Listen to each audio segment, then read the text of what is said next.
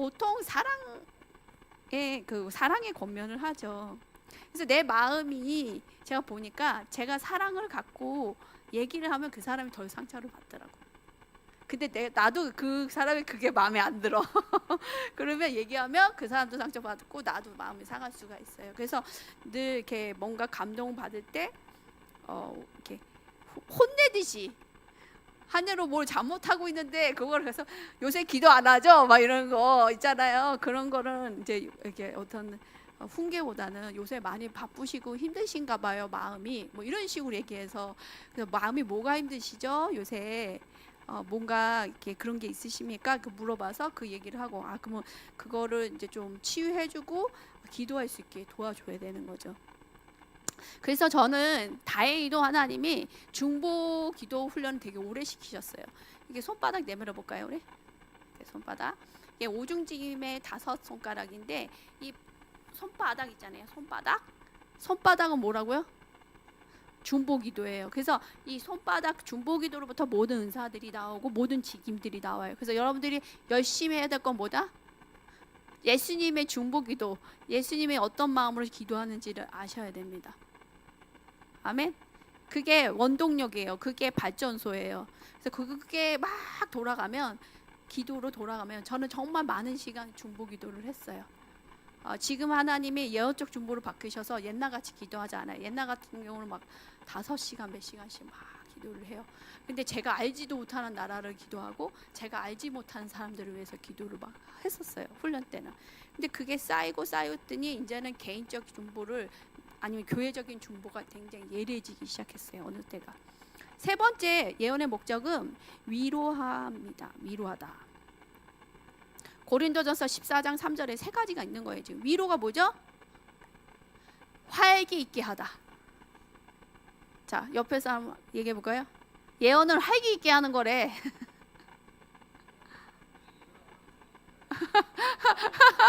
그러니까 우리가 이제 30일 날 서로 격려하는 시간을 갖긴 했는데 나름대로 예언을 하고 계신 듯 했어요, 제 느낌에. 아니었어요? 아니었나? 아니요. 서로 훈계했나? 훈계? 훈계도 예언이라 했죠. 사랑의 훈계를 좀 하셨군요. 근데 이렇게 우리가 살다 보면 이렇게 처지잖아요. 막 힘들고 과연 그게 될까? 아니면 여러 가지 상황이 힘들 때 다시 잘하고 있어. 저한테 그랬어요. 제가 이제 안수 남았을 때 예언을 받았는데 제가 산을 끝까지 올라갔는데 조금만 뻗으면 도달할 텐데 그거를 하고 있대요. 그래서 조금만 더 힘을 내라 그러더라고요. 그래서 그 활기 있게 이렇게 뭐랄까 생기가 들어왔어요, 제 안에. 그래갖고 마지막 몇 개월을 잘 보낼 수 있었어요. 그래서 여러분들 혼내는 거 이런 걸 하지 마시고 이 사람이 처져 있으면 잘할 수 있다. 여태까지 잘했다. 지금까지 잘했으니까 앞으로 더 잘할 거야, 당금이. 아멘. 아멘. 네. 그렇게 예언하시기 바랍니다. 저도 잘 못해요. 저희 둘 관계 보세요. 채찍을 주로 달리죠. 네. 자, 이게 왜 못할까? 우리가 부모님한테 격려를 많이 못 받아서 그래요. 근데 우리는 바꿔야죠. 근데 이거를 이렇게 예언하는 목적이 왜 예언을 이렇게 경고케 하고 격려하고 활기 있게 이렇게 보뚜더 줘야 해야 하는지는 사단이 우리를 정죄하고 낙심을 시키기 때문이에요. 낙심을 시키면 어떻게 되죠? 기도가 안 나와요. 하나님 앞에 나가기도 싫고 그냥 뱅뱅뱅뱅 뭐가 돌아요? 나 낙심된 일, 나를 슬프게 했던 일, 아프게 했던 일이 내 머리에 새같이 왔다 갔다 하죠. 특히 이제 밤 시간, 새벽 시간 되면 굉장히 더 막 몸이 아픈 게 그거였던 거예요. 제가 이제 몸이 굉장히 많이 아팠는데 작년 트라우마 치유받고 낫다 그랬잖아요. 신경증 평생 있던 신경증이 치유됐어요, 한 번에. 아침에 일어나면 진짜 밤새고 누가 날 뗀 것이 아팠어요. 그래서 맨날 일어날 때 가까스로 일어났는데 트라우마 치유 받고 나서 그게 완전히 사라졌어요, 신경증이. 과학적으로 문제가 있었던 거죠. 근데 진짜 의학적으로 문제 있었던 게 한 번에 치유됐어요. 근데 그래서 이 예언은 사단이 여러분을 공격하고 있는 정죄와 낙심을 이겨내게 한다. 자, 선지자와 선견자를 비교해 보겠습니다. 선지자와 선견자는 어떻게 다른가? 구분하는 방법은 예언하는 방법을 보면 알아요. 예언할 때 하나님이 말씀하시기를, 하나님이 감동 주시기를 이렇게 말하면 이 사람은 선지자예요. 근데 하나님이 무언가 보여주십니다 하고 말하면 선견자예요. 차이 아시겠어요? 데니스 크레머라고 그 선지자를 훈련시키는 목사님인데 이렇게 얘기했어요. 히브리어로 선지자는 나비라고 합니다. 나비 해보세요. 나비라고 그래. 히브리어로 선지자를 구약 성경에 300번이나 나와요. 나비 선지자는 어떤 상태냐? 갑자기 영감을 탁 받는 거예요. 그림을 보는 게 아니라, 한상을 보는 게 아니라 영감이 탁 와. 그래서 뱃속에서 뭐가 우르르 올라와요. 거품 일듯이. 꼭 말을 안 하면 안 될 것 같은 그런 감각이 올라오는 게 나비 선지자입니다. 그래서 인간의 영혼 깊은 곳에서 갑자기 예언적 메시지가 막 끌어올라요. 그래서 이렇게 그냥 내 입이 로로로로 하고 나오듯이 예언이 나와요. 제 삶 속에 그냥 이렇게 손은 대서 예언을 한 적도 있는데, 제 삶 속에 한 5번 정도의 경험이 있어요. 강력한 경험인데 딱 컨퍼런스를 갔어요. 근데 컨퍼런스가 끝났어요. 제가 늘 얘기하죠. 갔는데 사람들이 막 집에 가고 있었어요. 그러면서 아이고 이렇게 너무 늦게 왔네. 어떡하지? 그런데 갑자기 하늘로부터 예언의 망토가 내려왔어요. 옷이. 근데 두꺼운 뭐랄까 모피코트 같은 무게감으로 탁 장착이 됐어요. 그랬더니 한 6시간 8시간 예언을 하는 거예요. 제가. 근데 눈이 그냥 열려버렸어요. 다. 사람 보면 다 이렇게 보이고 예언이 막 나오기 시작해요. 근데 두 가지가 같이 임한 거예요. 보이는 거, 들리는 거 다 같이. 주님이 계속 말씀하시면 대언하고 보이기도 하고 막 하는 거예요. 그 사람 과거, 현재, 미래를 왔다 갔다 하고 다. 그래서 제가 집에 왔는데 은하 목사님 끌고 갔어요. 제가 너무 막 상태가 그러니까 거기에 같이 갔던 사람도 예언 끝났어요. 그래서 제가 이거 심장이 마비될 것 같더라고요. 너무 힘들어서 이제 은하 목사님 그만 좀 해. 집에 왔어요. 집에 왔는데 집이 이사 간 지 얼마 안 된 집이었는데 갑자기 문을 열러 가는데 집 앞에 뭐가 있는지 아세요? 그 두루마리가 붙어 있는데 이 집에 2년 동안 와야 될 사람 목록이 쫙 써져 있는 거야. 그래서 이게 문을 열라고 하는데 현관문이 이게 두루마리가 확 풀어지는데 이름이 쫙 보여요. 쫙쫙쫙쫙쫙. 그래서 투숙객 명단이래. 주님, 제가 좋았을까요? 내가 어떻게 전화하는데 또 먹이고 입히고 같이 지내야 돼. 그래서 따로 도는 거예요. 뭐하고 돌아? 따로 돌아? 예언하고 마음이 따로 돌더라고요. 그런 적이 있습니다. 그래서 이제 방에 들어왔어요. 그래서 잠 좀 자, 그만 좀 자, 그만 좀 예언해. 그래요. 딱 누웠는데 갑자기 우리 언니가 생각나서 우리 언니한테 막 예언을 하고 그러다가 제 심장이 압박이 되더라고요. 심장이 너무 막 올라오니까 그래서 주님 제발 좀 이제 떠나 주십시오 했더니요 휙 떠나셨어요. 그래서 나중에 책을 보니까 케네시 해겐 목사님도 이렇게 강하게 올 때는 너무 힘들면 떠나달라고 했었대요. 그래서 제가 그런 경험이 한 5번 정도 있고 선교지에서도 이런 경험들이 많았어요. 선교지에서 이래갖고 좀 난감해 하셨어요. 그분들이 어디서 오신 분이 좀 이러시나 해갖고 그래서 이런 경험이 있습니다. 그래서 나비 스타일의 예언은 선지자는 이렇게 끌어오른 상태, 뭔가 영감이 부르르 올라와서 막 하는 게 나비 선지자입니다. 그러면 선견자는 구약에서 어떤 표현이 있으면 2가지 표현인데 히브리어로 라아 그 다음에 코제입니다. 라아는 본다, 쳐다본다는 뜻이고 코제는 환상을 보는 자라는 뜻이에요. 그러니까 차이가 있는 거예요. 선지자는 들리는 이렇게 말로 하나님 메시지를 전달하는 거예요. 그래서 들리는 영역이 굉장히 명확해요. 근데 선견자는 보는 거죠. 환상과 꿈을 통해서 메시지를 받는 거예요. 저는 처음에 선지자적인 게 강했어요.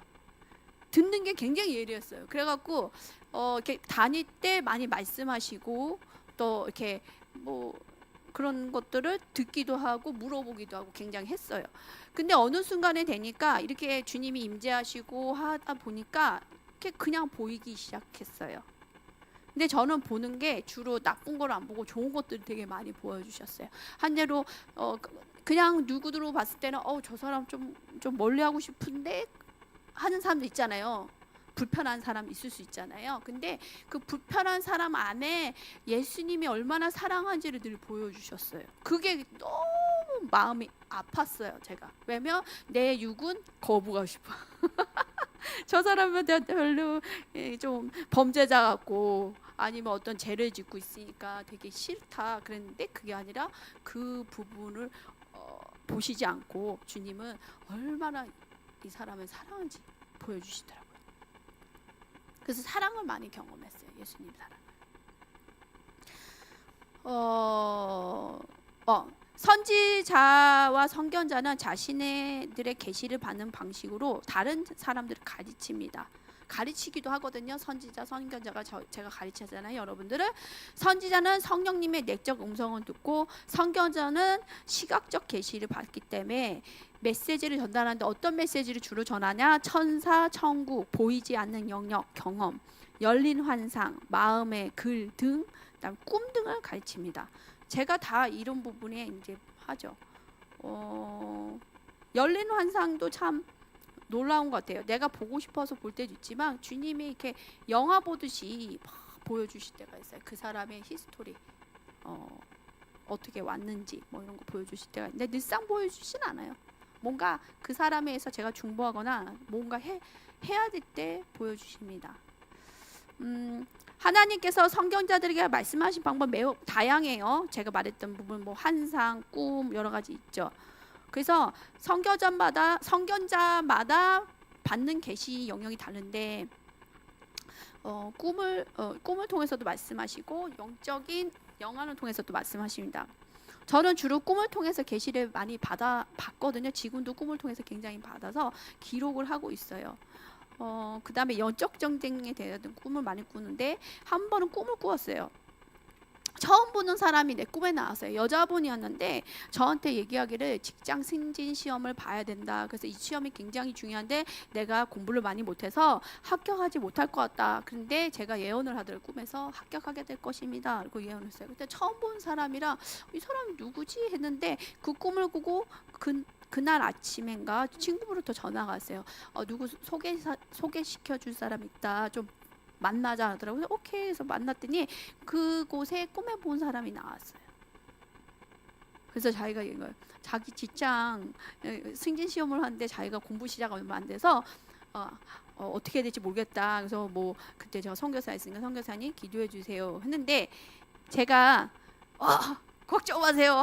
합격이 될 겁니다. 이렇게 얘기했을까요? 네. 제 경험상 많은 꿈은 이야기하지 못하게 하세요.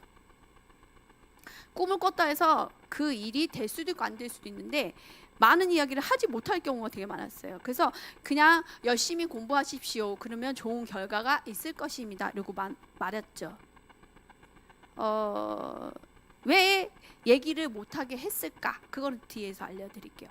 자, 때때로 성령님은 꿈에서 보았거나 기도 중에 본 환상을 위험을 알리는 경고성이 강한 메시지 아니고서는 말하지 못하게 할 때가 많다. 경고성을 얘기하게 하세요. 여러분들 이거 잘 캐치하셔야 됩니다. 그래서 저는 아이러니했어요. 하나님 맨날 이렇게 기도하고 꿈을 꾸면 그 사람도 얘기해 주면 안 돼요? 얼마나 좋아요. 그 사람도 신날 거잖아요. 막 어린아이 같은 마음으로 제가 막 그랬더니 아니다라고 말씀하셨습니다. 왜냐하면 왜 그럴까요? 미리 결과를 알려주면 그 사람이 하나님 관계 속에서 기도하면서 가져야 하는 시간을 갖지 않을 수 있다.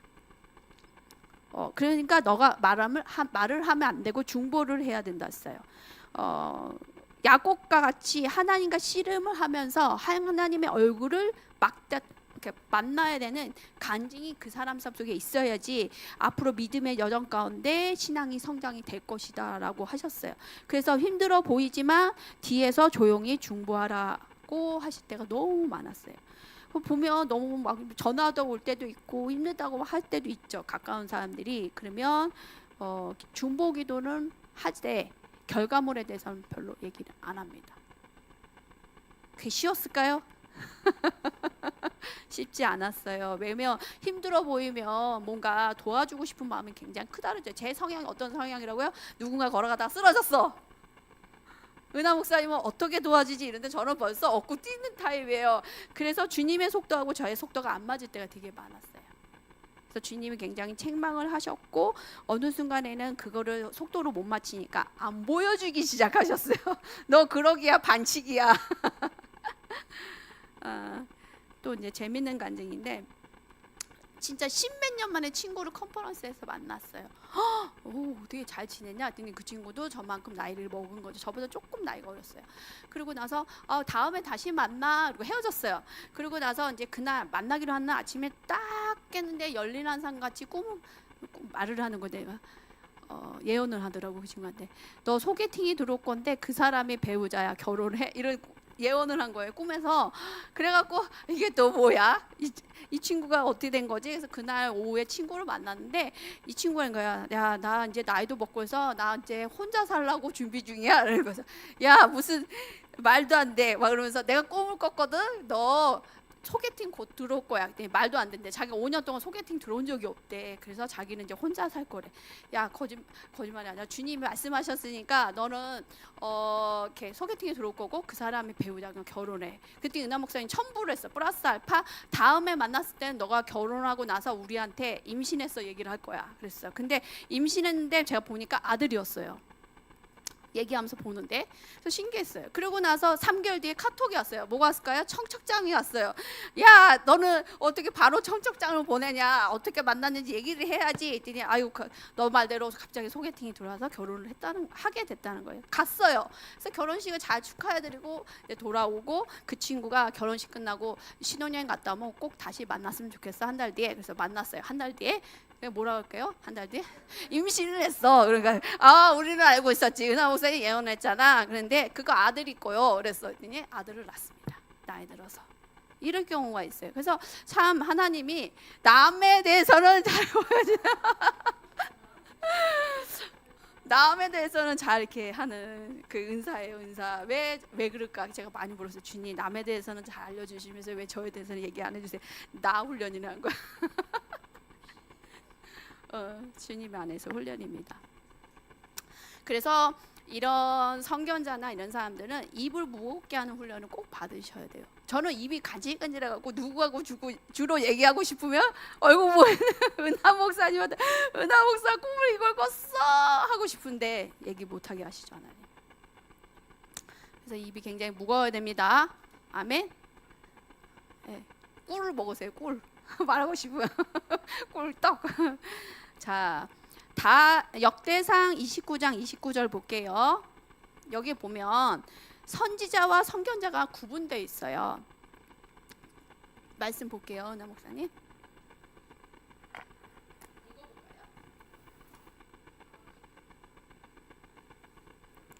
다윗 왕의 행적은 처음부터 끝까지 선견자 사무엘의 글과 선지자 나단의 글과 선견자 갓의 글에 다 기록되고 보니까 선지자 선견자 구분되어 있어요. 영어로 선지자는 프로펫, 그 다음에 선견자는 seer라고 그래요. seer. 근데 사람들이 seer, 선견자와 영적 보는 자를 그냥 합해서 얘기도 하죠. 근데 다르죠. 영적으로 보는 자는 그냥 보는 자라고 하는데 한국 사람들은 오니까 여기 한국 오니까 잠깐만 시어라 하는데 원래 시어는 선견자입니다. 선견자까지 가려면요 몇십 년 훈련 받아야 돼요. 그래서 뭐 보는 자라고 얘기하면 좋은데 시어라고 얘기하더라고요. 여기 보면 지금 사무엘이 뭐예요? 선지자예요? 선견자예요? 자, 그 다음에 나단은 선지자, 갓은 네, 이게 정확하게 구분이 되어 있습니다. 그러면 말씀을 볼게요. 성경에서 나오는 선견자가 총 9명이 나오십니다. 읽어볼게요. 이름 사무엘, 갓, 사독, 하나니, iddo, 아모스, 아삽, 여두둔, 헤만. 자, 사무엘은 정치적 고문을 했어요. 그렇죠? 나라 왕에 대해서 나라의 정세를 어떻게 해야 되는지 고문 역할을 했고, 갓도 다윗 왕의 고문이었어요. 책사였던 거죠. 그 다음에 사독은 대제사장이면서 선견자였고, 하나니는 사무엘의 손자인데 선견자였어요. 그 다음에 이또도 제사장인데 선견자였고, 아모스는 돌무화과를 수거해서 비즈니스라는 사람인데 선견자였어요. 이게 의외죠. 이 돌무화과에 대한 거는 또 할 얘기가 많아요. 어떤 거요? 예. 그래서 돌무화과를 수거해서 이제 비즈니스도 같이 했던 사람이 아모스입니다. 그래서 아모스는 선견자 역할을 했고, 그래서 여러분들이 비즈니스를 하거나 직장 다닌다고 해서 나는 사역자가 아니라고 생각하시지 마시고 선견자일 수도 있어요. 선지자일 수도 있고. 아삽 찬양 인도자였고 시편 50편, 70편, 83편을 만들었습니다. 찬양했을 때 하나님의 아름다우심을 보면서 했겠죠. 아삽이. 여두둔도 찬양 인도자, 해만도 찬양 인도자입니다. 시편 88편 저자예요. 조금 킹 클라이먼트 뭐 이런 사역자분들이 이제 몇 년 전에 돌아가시긴 했는데, 킹 클라이먼트라고 치면 나오거든요. 막 이스라엘 찬양 많이 하신 분이에요. 머리가 이렇게 멋있게 이렇게 파마하시는 분인데, 이분은 이렇게 치다가 자기 손은 치고 있고요. 어디로 가요? 영은 천국 가서 다 경험하고 메시지를 받아갖고 와서 이게 멍한 상태래요. 사람들이 보면 벌써 나간 거야. 그러면 그래도 찬양을 하고 있어. 그 돌아오면 친구들이 알고 가서 예배 끝나고 오늘은 뭘 보고 왔어? 오늘은 무슨 메시지를 받았어? 예수님 앞에 가서 물어본대요. 그러면 그거를 예언으로 늘 이렇게 뉴스레터로 해서 이메일로 보내주셨던 분인데 젊은 나이에 돌아가셨어요. 너무 안타깝게. 나중에 유튜브 찾아보세요. 되게 많아요. 제가 좋아하던 정말 시어인데, 이분은 그냥 이렇게 보는 게 아니라 파노라마 시어예요. 전경을 보는 시어였던 분도 몸 관리를 안 하셔서 너무 사역만 많이 하셔서 돌아가셨죠. 근데 그분이 돌아가신 건 제가 알았어요. 왜 꿈에 나왔어요. 그분이 30대 모습으로 나오더라고요. 외국 사역자인데 제가 그분을 정말 개인적으로 만나고 싶었거든요. 그랬더니 제가 누구 목사님 하면서 막 저 기도해 주셔야 된다고, 안 그래도 기도해 주러 왔어 하면서 저를 임파테이션을 해주시더라고요. 꿈에서. 그런 꿈을 꿨었거든요. 근데 이제 그 자랑하는 게 아니라 그런 식의 돌아가셨다는 걸 알겠더라고요. 근데 보통 30대 초반 얼굴로 나와요. 굉장히 젊은 모습으로. 자, 보면 선견자들이 하던 일이 3분의 1은 정치와 경제계를 감당했어요. 놀랍지 않아요? 그러니까 이대로 말씀대로 해석을 해본다면 정치계에 누가 들어가 있어야 된다? 선견자들이 들어가 있어야 되는 거예요. 제가 가야 되나? 이거 재밌게 하는 거예요. 그냥. 그래서 선견자가 있어야 됩니다. 그래서 대한민국의 정계의 선견자들은 일어날지어다. 아멘. 또 3분의 1은 찬양 인도자예요. 찬양 인도자가 굉장히 중요한 게, 은하 목사님도 그런 부분이 있는데, 제가 경험했던 외국 사역자들은 이렇게 레라라면서 찬양을 해요. 그래서 불이 막 천사들이 다니잖아요. 막 천사들이 불을 갖고 다녀. 그러면 그걸 보고 불 찬양을 해요. 이해되시죠? 근데 천사가 와서 치유의 기름을 부은 게 보여. 그러면 치유 찬양 부르고, 굉장히 보면서 하는 사역자들이 있어요. 은하 목사님은 영감도 있고 보면서 하는데, 그러면 굉장히 이 해중 가운데 역사가 강력하겠죠. 막 천사가 막 바람을 일고 다니는 천사들이 있어요. 돌파하는 천사, 막 이런 천사들. 그러면 이제 어떤 찬양 불러야 되죠? 돌파하는 찬양을 해야죠. 그러니까 찬양은 왜? 음악 스킬이 부족하답니다. 네. 그래서 다음 세션 가운데 뮤지션 잠세대 가운데 친구들이 이렇게 선견자를, 저는 눈이 열리기를 20년째 기도하고 있습니다. 근데 너무 안타까운 게 20년 전에 훈련시켰던 꼬맹이들이 있어요. 10대 애들. 친구들이 지금 20년 전인가 이제 결혼을 해서 다 아이 낳고 사는데, 그때 영성이 아니에요.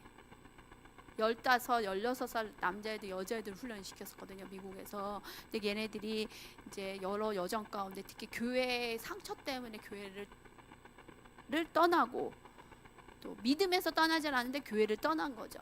영적 리더들 때문에 상처받고 결국은 그 예배를 드릴 때 굉장히 애들이 보면서 정말 아름답게 춤을 췄어요. 남자든 여자든.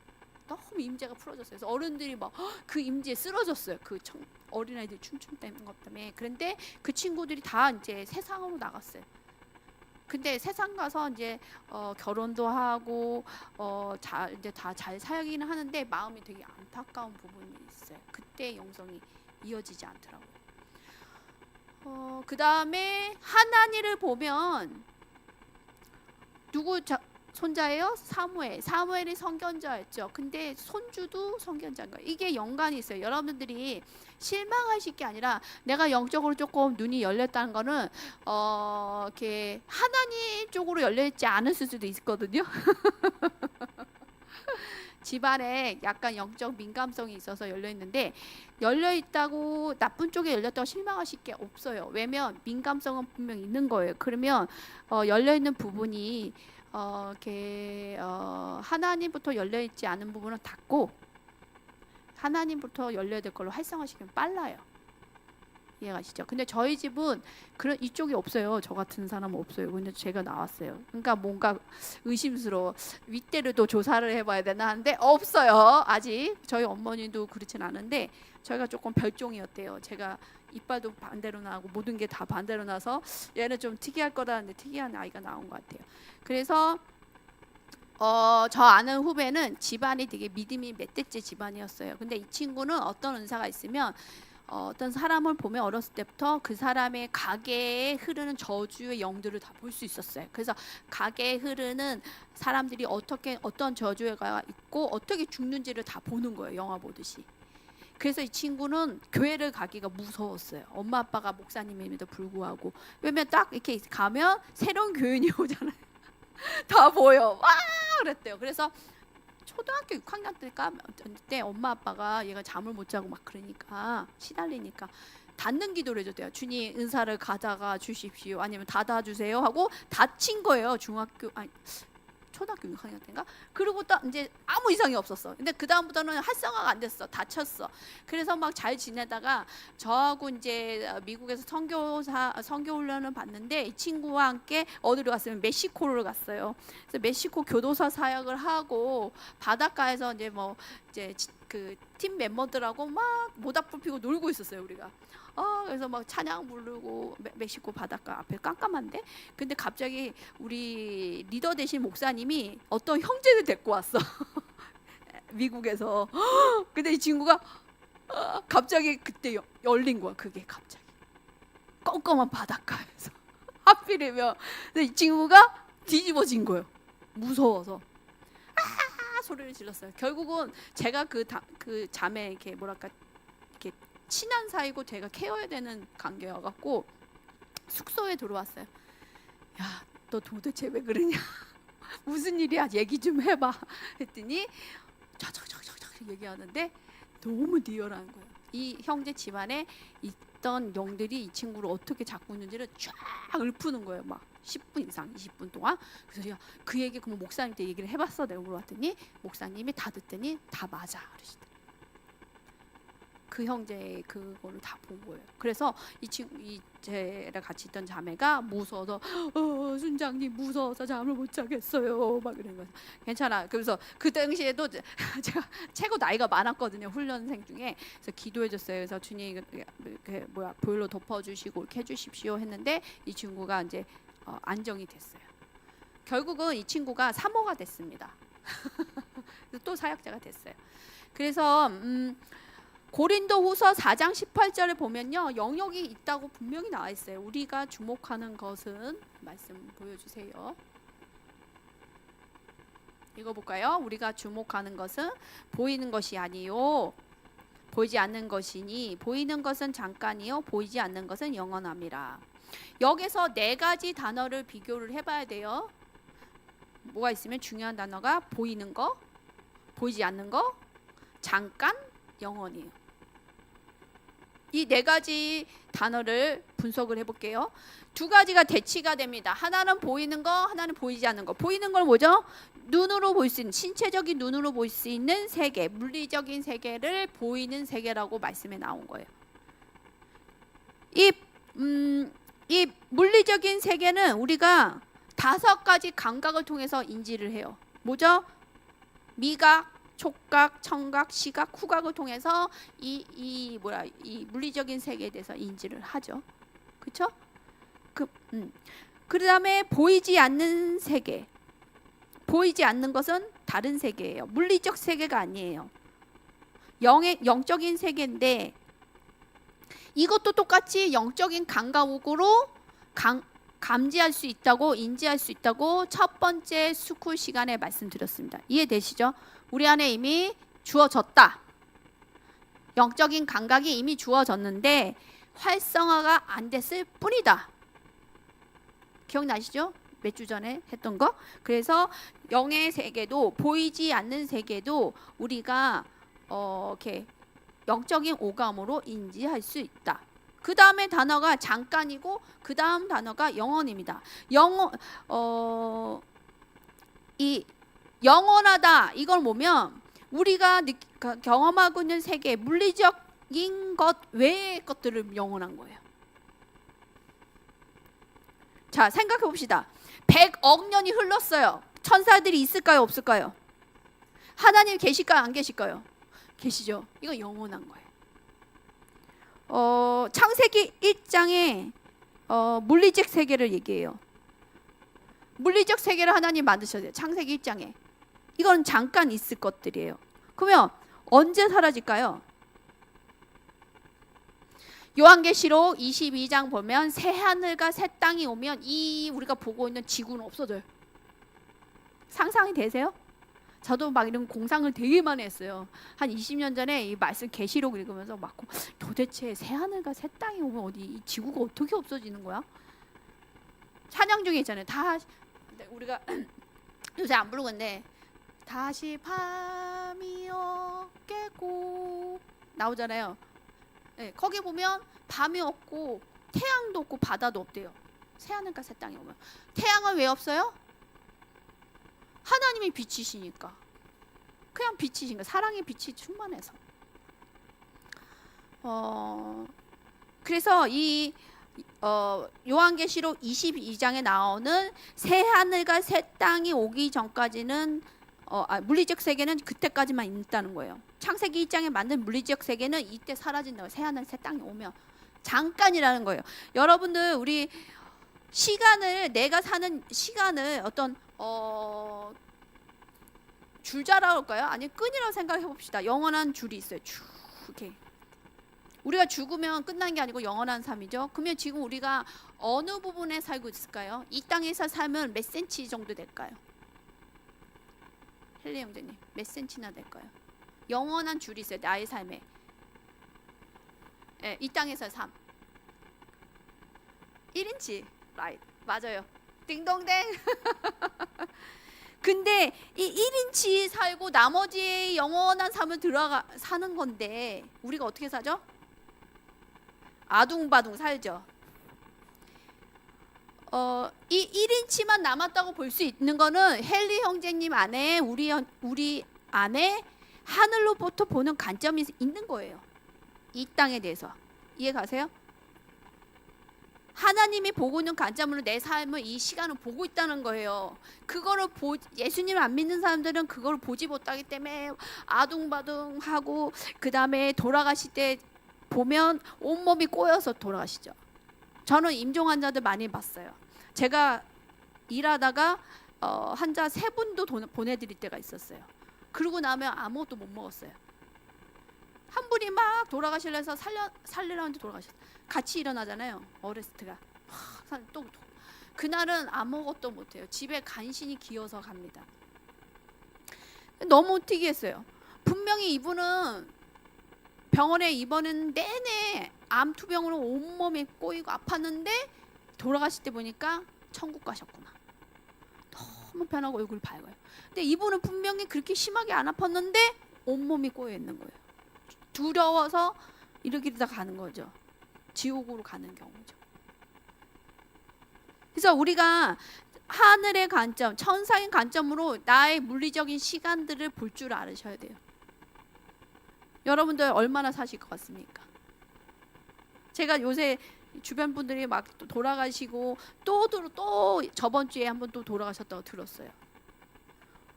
젊은 나이인데. 사람들은 이 시간이 이 땅에서 1인치 시간이 영원할 것 같아서 아둥바둥하고 다투고 용서하지 못하고 미워하고, 매일매일 삶이 하나님이 주어진 선물인데 이 선물 같은 시간들을 기뻐하지 못하고 너무 힘들게 사는 거예요. 우리가. 저도 이거 돌아봐요.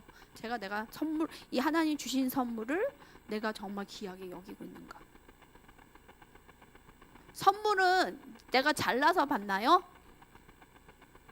아니에요. 하나님 아버지가 사랑해서 그냥 주시는 거예요. 저를 상담했던 6개월 동안 상담해 주셨던 분이 전문 상담가인데 그분이 얘기하셨어요. 보희 목사님 특이해. 그래서 뭐예요? 내가 애들을 이렇게 상담을 해보면 정체성이 좋지 않은 아이들은 물건을 여러 개 놔두고 마음껏 가져가 하면 꼭 나쁜 거를 가져가. 그러시는 거예요. 그래서 저한테 물어본 거예요. 보희 목사는 어때? 그래서 옛날에는 나쁜 거 가져갔는데 요새는 좋은 게 저도 탐이 나요. 그랬더니 그거 좋아진 거야. 이렇게 얘기하시더라고요. 여러분도 어떠세요? 세 가지가 있어요. 좋은 거, 최고 좋은 거, 중간, 나쁜 게 있어요. 당금자는 뭐 어떤 거 가져가요? 그래요. 정체성이 좋은데 하나님 따라해보세요. 하나님 아버지는 나에게 가장 좋은 것을 주십니다. 아멘. 저는 이거를 믿지 못했어요. 제가. 그러니까 항상 하나님 사랑이 확 느껴지잖아. 잘 생각해 보세요. 말은 우리 강전 전사님 고백 해볼까요? 해보세요. 지금 얘기한 거. 응. 아멘. 그게 믿어질 때 좋은 곳이 와요. 그래서 저 상담했던 분이 저한테 인커리지를 하기를, 보희 목사 그렇게 생각하고 그렇게 명해. 그리고 그 선택을 해. 이렇게 얘기하시더라고요. 제가 이제 굉장히 둘째인데 제 남동생도 키우고 다 했잖아요. 집안일을 하고 어렸을 때부터. 은하 목사가 6살, 7살 때부터 집안일을 했거든요. 동생을 키웠어요. 남동생을. 그러니까 우리 언니는 자유롭게 그러시고, 그러니까 제 안에 약간 어린아이 같은 게 있는 거예요. 성인아이. 어린아이 때 누렸어야 되는 걸 못 누리니까 지금에서 막 누리는 거 아니냐고 막 저한테 나이 먹었고 뭐 하는 거야 막 그래요 저한테. 자, 말씀을 조금 더 볼게요. 영계를 보았던 사람들을 좀 볼게요. 다니엘이 나와요. 다니엘이 믿기 어려울 정도로 영적 경험들이 가득 찬 삶을 살았습니다. 다니엘서 10장을 보면 보이지 않는 세계를 보는 거예요. 그 다음에 다가올 전쟁에 대한 환상을 보고 마음이 너무 무너진 거예요. 전쟁이 일어난 걸 봤는데 다니엘의 마음이 무너졌어. 그래서 너무 괴로워하는 모습이 다니엘서 10장에 나오는데, 말씀 쭉 읽는데 특히 성견자 훈련 받을 때 성경에 나오는 성견자들의 글을 읽을 때 눈이 열려요. 아멘. 예, 다니엘은 성견자였어요. 그래서 같이 볼게요. 자, 다니엘이 지금 환상이 열려서 보는 거예요. 이 말씀 읽어볼게요. 같이. 첫째 달 24일에 내가 히데겔이라는 하는 큰 강가에 있었는데, 그때 내가 눈을 들어 바라본 중 한 사람이 세마포 옷을 입었고 허리에는 우바스 순금띠를 띠었더라. 또 그의 몸은 황옥 같고 그의 얼굴은 번갯빛 같고 그의 눈은 햇불 같고 그의 팔과 발은 빛난 녹과 같고 그의 목소리는 무리의 소리와 같더라. 이 환상을 나 다니엘이 홀로 보았고 나와 함께한 사람들은 이 환상을 보지 못하였어도 그들이 크게 떨며 도망하여 숨었느니라. 자, 보세요. 전쟁이 나는 것들을 계속 보고 있는데 옆에 있는 사람들이 보았대요, 안 보았대요? 보지 못하는 거예요. 근데 뭐는 감지했어? 하나님의 임재는 감지하는 거예요. 그러니까 무서워서 도망쳤어요. 다니엘은 보고 있는 거고. 이게 진짜 이런 게 있어요. 주님의 임재가 강력한데 어떤 사람은 보고 어떤 사람은 못 볼 때가 있어요. 이 압도적인 기름 부심이 임재가 일 때 도망치려는 사람들이 굉장히 많이 봤다 그랬죠. 그러면 제가 이렇게 전에 알던 분도 항상 임재가 증폭이 되면 나가셔요. 화장실을 가거나 그랬던 분이 있어요. 한 번은 아예 안 들어오시더라고요. 옛날 분이에요. 저 아는 분. 그래서 제가 화장실에 찾아갔어요. 이 양반이 왜 또 어디 가셨나. 여자분이었는데 화장실에서 안 나오는 거예요. 임재 못 들어가. 왜냐면 교회에 대한 상처나 이런 게 있으니까 훅 들어가야 되는데 못 들어가는 거예요. 그래서 결국은 발이 땅바닥에 붙듯이 안 움직여. 그래서 사람들을 불렀어요. 청년들은 안 되겠다. 우리 집사님 우리 끌고 들어가자. 그래서 집사님 양팔을 들고 다리를 들고 끌고 들어왔더니 이제 굉장히 멍해가 깨트려졌어요. 본당에 들어오면서. 그래서 여러분들 정말 과거에 이런 교회나 리더들이나 뭐 이런 했던 마음들을 계속 푸셔야 돼요. 임재를 못 들어와요. 특히 부모님하고 관계도 많이 푸셔야 돼요. 부모님 관계가 영적 리더이기 때문에 권위자잖아요. 그러니까 교회 안에 권위들이 있기 때문에 내가 그거를 이 은혜를 못 받게 하는 부분이 있어요. 아니면 있어도 몸만 와 있는 사람도 있어. 이렇게 앉아 계시잖아요. 은혜가 들어가는 사람이 있고 그냥 샤워하듯이 슉 흘러나가는 사람이 있어요. 집에 갈 때 보면 제가 뒷모습을 한 번씩 보거든요. 저 성도님 어떡할까? 저 성도님 은혜 받고 가네? 이렇게 봐요, 뒷모습을. 그래서 뒷모습 봐서 조금 그러면 중보를 좀 해요. 제가 뒷모습을 잘 보여주세요. 자, 이어서 볼게요. 8절부터 다 도망친 거예요. 이제 자기만 남았어. 환상을 보는데 무서워. 8절 그러므로 나만 홀로 있어서 같이 읽어요. 이 큰 환상을 볼 때에 내 몸에 힘이 빠졌고 나의 아름다운 빛이 변하여 썩은 듯 하였고 나의 힘이 다 없어졌으나 내가 그의 음성을 들었는데 그의 음성을 들을 때 내가 얼굴을 땅에 대고 깊이 잠들었느니라. 한 손이 있어 나를 어루만지기로 내가 떨었더니 그가 내 무릎과 손바닥이 땅에 닿게 일으키고 내게 이르되 큰 종을 받은 사람 다니엘아 내가 내게 이르는 말을 깨닫고 일어서라 내가 내게 보내심을 받았느니라 하더라. 그가 내게 이 말을 한 후에 내가 떨며 일어서니. 지금 봐봐요. 사람들은 다 도망치고 환상을 봤는데 환상이 너무 전쟁의 환상이니까 무서운 거예요. 그래서 어떻게 해요? 지금 오징어같이 늘어진 상태, 완전히 기진맥진. 하나님이 이렇게 보여지신 영역이 압도될 때가 있어요. 못 일어나요. 땅바닥에 붙어있는 상태가 될 때가 있어요. 저도 그거 압도되면. 그러니까 어떨 때는 영이 나갈 때가 있고 어떨 때는 본 상태에서 그냥 집중되어 있는 거예요. 모습이 너무 전쟁에 대한 거기 때문에 겁이 질린 상태예요. 다시 일어서지 못한 거죠. 그래서 늘 아셔야 되는 거는 강력한 주님의 임재가 올 때 두 가지가 갈라진다. 첫 번째, 하나님의 영광을 보는 자가 있고 느끼지만 도망치는 자가 있다. 과연 여러분들은 어느 자리에 있을지를 점검해 보세요. 또 이런 식의 경험한 사람의 사도 요한이 있습니다. 요한계시록 1장 9절에서 18절 읽어볼게요.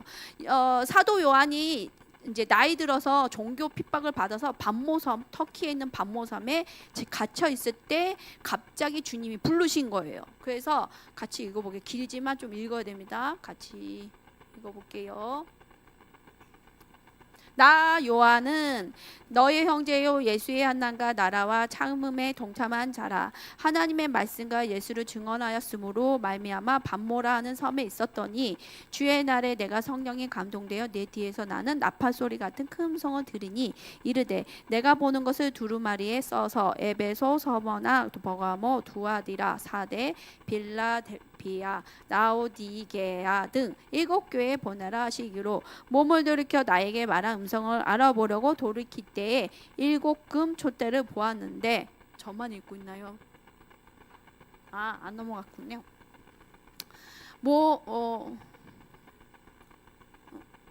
7금 촛대를 보았는데 촛대 사이에 인자 같은 이가 발에 끌리는 옷을 입고 가슴에 금띠를 띠고 그의 머리와 털의 희기가 흰 양털 같고 눈 같으며 그의 눈은 불꽃 같고 그의 발은 풀물불에 달려는 빛난 주석 같고 그 음성은 맑은 물소리와 같으며 그의 오른손에 7별이 있고 그 입에서 제가 빨리 읽었군요. 예. 해가 힘있게 비치는 것 같더라. 내가 볼 때에 그의 발 앞에 엎드러져 죽은 자 같이 되매 그가 오른손을 내게 얹고 이르시되 두려워하지 말라. 나는 처음이요 마지막이니 곧 살아있는 자라. 내가 전에 죽었노라 볼지어다 이제 새색토록 살아있어 사망과 음부의 열쇠를 가졌노니. 성경자 훈련할 때 꼭 보셔야 될 게 다니엘 말씀하고 이 말씀을 계속 묵상하게 해요. 그럼 눈이 열려요. 지금 누가 나타났죠? 누구 지금 사도 요한한테 누가 나타났어요? 예수님이 나타나신 거예요. 촛대사의 건이세요. 근데 긴 옷을 입으셨죠. 가슴에 금띠를 메고 눈은 불꽃 같고 머리털이 흰 양털거든요. 흰색이래요. 제가 이제 이런 상상을 많이 하고 한 번은 한 5년 전에 기도를 했어요. 하나님, 주님의 보좌가 무지개로 둥글둥글 돈다는데 저 보여주세요 했어요. 보여주셨어요 저한테. 어떻게 보여주신지 알아요? 와, 겨울에 이렇게 안경 쓰고 가는데 겨울에 이렇게 등이 있는데 갑자기 그렇게 보이더라고요. 등이 불빛이 비춰진가 무지개로 보이더라고요. 둥글게. 그러니까 요한이 봤던 거는 너무 하나님의 빛이 강하기 때문에 그게 무지개로 보였다는 생각이 탁 들더라고요. 그런 식으로 많이 보여주세요. 저는 기도해 보세요. 아멘. 아멘. 천사도 보고 오면 얼마나 좋아요. 이 장면을 좀 더 찬양을 보면서 좀 같이 부르면서 볼 거예요. 영화를 짧게. 왜냐면 여러분의 영안이 열리기를 원해서 볼 겁니다. 자, 보면 요한계시록 1장에서 3절 보면 요한은 영적인 눈으로 처음에 환상을 봐요. 육은 가지 않은 상태에서 영의 눈을 보는 거예요. 영의 영안이 열릴 때 순서가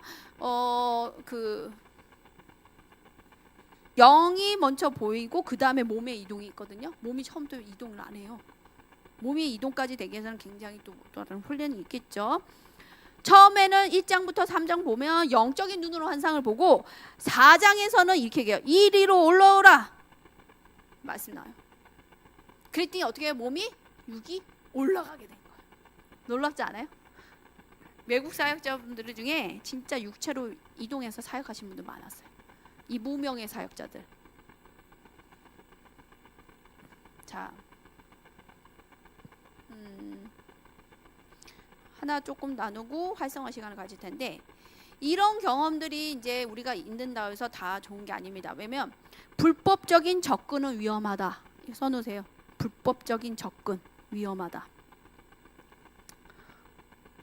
왜냐면 이제 우리만 이런 연계를 보는 게 아니라 다른 루트로 다른 주술이나 이런 걸로 아니면 어떤 구술 같은 거 있잖아요. 이런 걸 통해서 접근할 수 있거든요. 그럼 불법이에요. 그게. 그 예가 나와요. 열왕기상 24장을 보면 아합 왕이 전쟁을 나가기 위해서 400명의 선지자들을 불러요. 그래서 이렇게 얘기해요. 내가 전쟁에 나가면 이길 수 있을 것 같으냐? 이렇게 물어봐요. 400명의 선지자들이 뭐라 하죠? 아합 왕님 다 이길 수 있습니다. 이렇게 얘기를 해요. 근데 딱 한 명의 선지자 미가야만 전쟁 질 거야 이렇게 얘기해요. 자, 양쪽 모두 예언을 했어요. 예언은 똑같이 했지만 400명은 이깁니다. 한 명은 아닙니다. 근데 누가 맞았죠? 미가야 말이 맞아요. 이게 굉장히 충격적인 거예요. 그래서 여러분들은 교회 안에서는 다수로 처리하는 거 아니에요. 일 처리할 때. 다수결 민주주의에서 도달하잖아요. 교회에서는 다수결이 아니고 하나님 뜻에 순종하는 겁니다. 아멘. 그래서 다수가 원하니까 하죠. 이게 굉장히 위험한 거예요. 교회 안에서. 이거 깨지셔야 돼요. 우리가 새 계획도 세울 텐데 다수가 다 좋아하네요. 하면 안 돼요. 주님께 조아리고 다수가 원하지 않아도 목사님 혼자서 원한다고 해도 또 하는 것도 아니고 하나님이 하시는지 아는지 듣고 해야 된다. 열왕기상 볼게요. 이게 제가 굉장히 이거 정말 충격을 받았던 말씀이에요. 옛날에 보니까 봐봐요. 지금 아합이 전쟁에 나가야 되는지 말아야 되는지 했는데 미가야가 환상을 본 거예요. 영계를 봤어요. 21절 볼까요? 산영이 나와 여호와 앞에 서서 말하되 내가 그를 꿰겠나이다. 속이겠다는 거예요. 그걸 보고 있는 거예요. 누가? 미가야가. 여호와께서 그에게 이르시되 어떻게 하겠느냐. 지금 천국에 하나님과 영들이 새로 대화하는 걸 보고 있는 거예요. 지금 누가? 미가야가, 선견자가. 여호와께서 그에게 이르시되 어떻게 하겠느냐 이르되 내가 나가서 거짓말하는 영이 되어서 그의 모든 선지자들 입에 있겠나이다. 400명이 선지자들한테 입에 들어가서 거짓말을 하겠다는 거예요. 너는 꾀겠고 또 이루리라. 누가 지금 허락했어요? 하나님이 허락하신 거예요. 하나님이 허락하지 않으면 못 내는데 하나님이 그도 속여. 이긴다고 얘기하고 속여. 이렇게 얘기한 거예요. 그랬더니 그 거짓말하는 영이 누구 입으로 다 들어갔다? 400명의 선지자 입으로 들어갔다. 결국은 아하 왕은 죽게 됩니다. 여기서. 충격적이지 않으세요? 저는 이거 굉장히 많이 묵상했어요. 왜냐면 이렇게 예언하는 사람도 많잖아요. 은사 있는 사람 많잖아요. 굉장히 혼돈스러울 때가 많았어요. 옛날에 연합 사역할 때. 이 사람은 이렇게 해야 된다. 이 사람은 이렇게 해야 된다. 엄청 교회 사역할 때 힘들었거든요. 근데 그때 알았어요. 다수로 가는 게 아니라는 걸 알았어요. 목사님이 굉장히 중요하다. 담임 목사. 그때. 담임 목사님은 어쨌거나 성도를 잃고 싶지 않아서 다수결로 가고 싶은데 그게 아니더라고요. 그런 갈등 굉장히 많이 봤어요.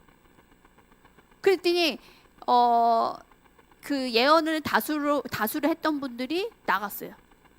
목사님이 안 들었다고 그 예언을. 어떻게 생각하세요? 어떻게 생각하시냐고요?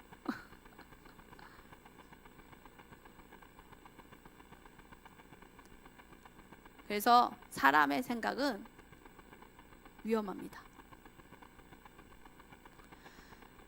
그래서 합법적이지 않는 세계에 접근을 한 거예요. 합법적이지 않은 접근들은 위험합니다. 그게 뭐냐?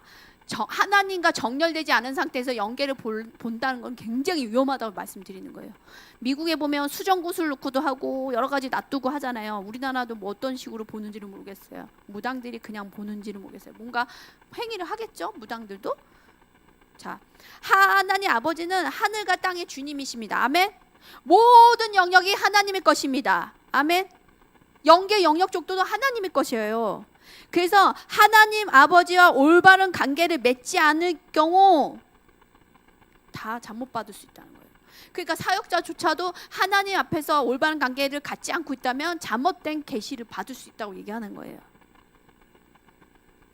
그래서 예수님 안에 우리가 잘 정렬이 돼야 되는데, 예수님이 우리의 죄값을 다 지불하셨고 그 죄값을 지불하셨기 때문에 나와 하나님 아버지가 올바른 관계 회복이 있다.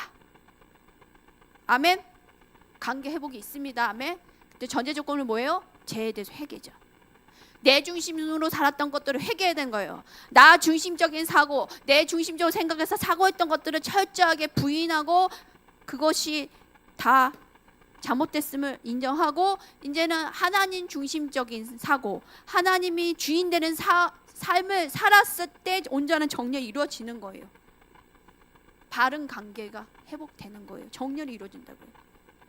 그랬을 때 하늘과 모든 영적 세계를 제대로 볼 수 있고 보호를 받을 수 있다는 거예요.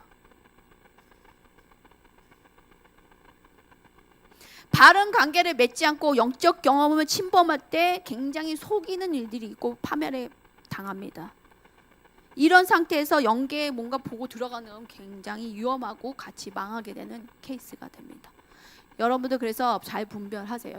사역자들이나 뭘 볼 때 열매를 꼭 보세요. 열매는 빨리 볼 수 있어요? 없어요? 시간이 지나지 알아요. 결과물을 보면 그 사람의 사역이 어떤지 알 수 있습니다.